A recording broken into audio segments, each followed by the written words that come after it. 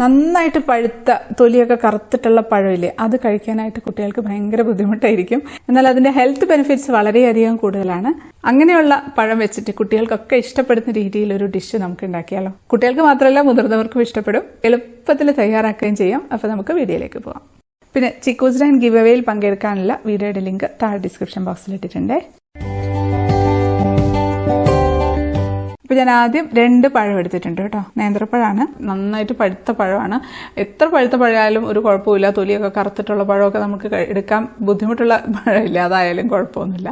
ഇത് നമുക്കങ്ങ് നെടുകെ അങ്ങ് കീറി കൊടുക്കാം. എന്നിട്ട് ഒന്നുകൂടെ ഒന്ന് കട്ട് ചെയ്യുന്നുണ്ട്. എന്നിട്ട് നമുക്കിതിൻ്റെ നടുവിലത്തെ ആ നാര് ഇല്ലേ, അത് നമുക്കൊന്ന് ജസ്റ്റ് ഒന്ന് കട്ട് ചെയ്ത് കളയാം. ഇല്ലെങ്കിലും കുഴപ്പമൊന്നുമില്ല. എന്നിട്ട് നമുക്കതങ്ങ് ചെറുതായിട്ടങ്ങ് മുറിച്ചെടുക്കാം.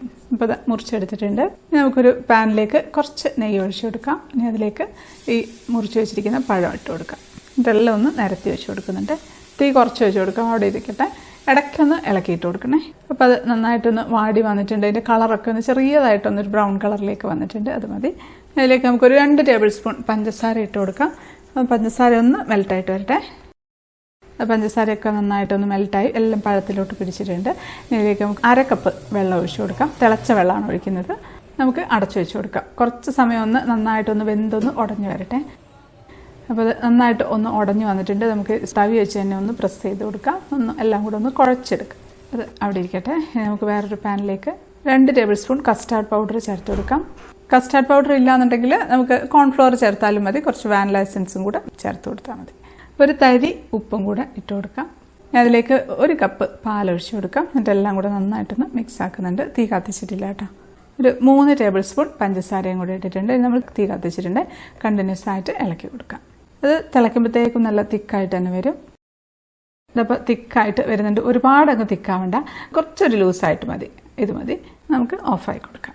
നമുക്കിതെല്ലാം ഒന്ന് സെറ്റ് ചെയ്തെടുക്കാം. തണുക്കേണ്ട ആവശ്യമൊന്നുമില്ല കേട്ടോ, ചൂടോടുകൂടി തന്നെ സെറ്റ് ചെയ്യാം. ഇതിപ്പോൾ ഏകദേശം ഒന്ന് തണുത്തിട്ടുണ്ട്. നമുക്ക് ഈ പഴത്തിൻ്റെ മിക്സ് അടിയിലങ്ങ് ഇട്ട് കൊടുക്കാം. ഒരു 3/4 ഭാഗത്തോളം അങ്ങ് ഇട്ടിട്ടുണ്ട്. 1/4 ഭാഗം മാറ്റി വെച്ചിട്ടുണ്ട് മുകളിൽ ഡെക്കറേറ്റ് ചെയ്യാനായിട്ട്.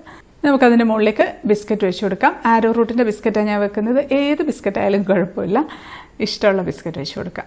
ഒരു 5 ആരോ റൂട്ടിൻ്റെ ബിസ്ക്കറ്റ് വെച്ചിട്ടുണ്ട്, മുറിച്ചൊക്കെ വെച്ചിട്ടുണ്ട്. ഇനി അതിൻ്റെ മുകളിലേക്ക് ചൂടോടുകൂടി കസ്റ്റാർഡിൻ്റെ മിക്സ് ഒഴിച്ചു കൊടുക്കണം.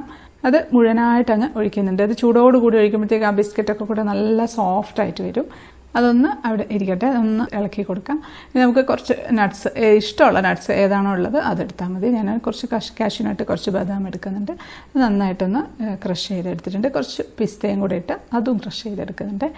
ഇനി അതിൻ്റെ മുകളിലേക്ക് കുറച്ച് ക്രഷ് ചെയ്ത് വെച്ചിരിക്കുന്ന നട്ട്സ് എല്ലായിടത്തും അങ്ങ് ഇട്ടിട്ടുണ്ട്. അത് നമുക്ക് സ്പൂൺ വെച്ചൊന്ന് പ്രസ് ചെയ്ത് കൊടുക്കാം. അതൊന്ന് തണുത്ത് വരട്ടെ. ആ സമയത്ത് നമുക്ക് വിപ്പിംഗ് ക്രീം ഉണ്ടെങ്കിൽ വിപ്പിംഗ് ക്രീം ഒന്ന് ബീറ്റ് ചെയ്തെടുക്കാം.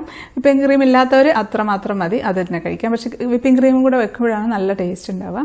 അപ്പോൾ ഞാനൊരു 1/4 കപ്പ് വിപ്പിംഗ് ക്രീം എടുത്തിട്ടുണ്ട്. നമുക്കിത് ബീറ്റർ വെച്ച് ബീറ്റ് ചെയ്യാം, വിസ്ക് വെച്ചിട്ട് ബീറ്റ് ചെയ്തെടുക്കാം. അപ്പോൾ ഞാനിത് ചിക്കുവിനോട് എല്ലാവരുടെ അടുത്തും ബീറ്ററൊന്നുമില്ല, അപ്പോൾ അതുകൊണ്ട് വിസ്ക് വെച്ച് ബീറ്റ് ചെയ്താൽ മതി എന്ന് പറഞ്ഞപ്പോൾ ചിക്കുവിൻ്റെ ഡയലോഗ് ഞാനൊന്ന് കേൾപ്പിച്ചു തരാം കേട്ടോ. വ്യൂവേഴ്സ്, നിങ്ങളിത് കാണുക.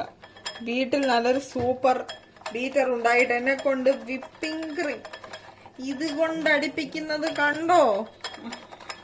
അവള് ഈ വീഡിയോയിൽ ഈ ക്ലിപ്പ് ഇട്ട് എന്ന് പറഞ്ഞാൽ ചിലപ്പോൾ എന്നെ ശരിയാക്കും, എന്നാലും സാരമില്ല. അങ്ങനെ കുറെ പരാതിയൊക്കെ പറഞ്ഞ് അടിച്ചെടുത്ത് തന്നു.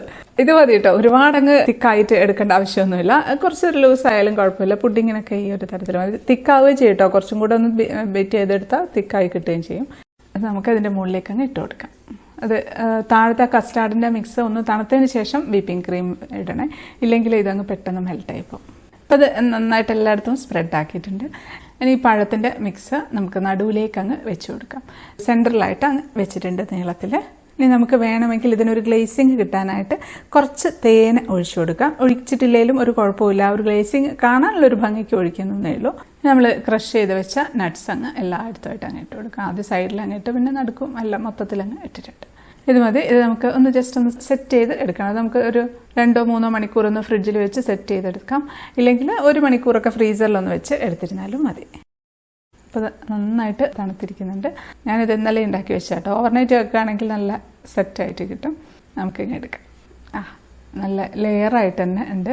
നമുക്ക് എല്ലാ ലെയറും നമുക്ക് കാണാം കേട്ടോ. സൈഡിലെ കസ്റ്റാർഡ് ലെയറും വിപ്പിംഗ് ക്രീമും ഒക്കെ കൂടി വെച്ചെടുക്കാം. ഇനി നമ്മളിത് കഴിക്കുന്ന സമയത്ത് ഒരുമിച്ച് എടുത്ത് കഴിക്കണം കേട്ടോ. എല്ലാ ലെയറിലുള്ള എല്ലാ സംഭവങ്ങളും ഒരുമിച്ച് കിട്ടണം. ഒന്ന് കഴിച്ചു നോക്കട്ടെ.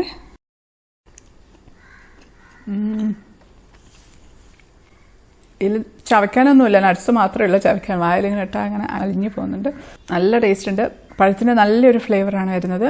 ബിസ്ക്കറ്റ് ഒന്നും ഇതിലുണ്ടെന്നൊന്നും അറിയുന്നൊന്നുമില്ല കേട്ടോ.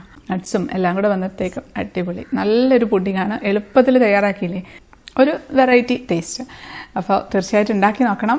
ഫീഡ്ബാക്ക് അറിയിക്കാൻ മറക്കല്ലേ. സബ്സ്ക്രൈബ് ചെയ്യാത്തവരൊന്ന് സബ്സ്ക്രൈബ് ചെയ്തേക്കണേ. അപ്പോൾ നമുക്ക് അടുത്തൊരു അടിപൊളി റെസിപ്പി ആയിട്ട് കാണാം. അതുവരേക്കും stay happy, stay positive. By.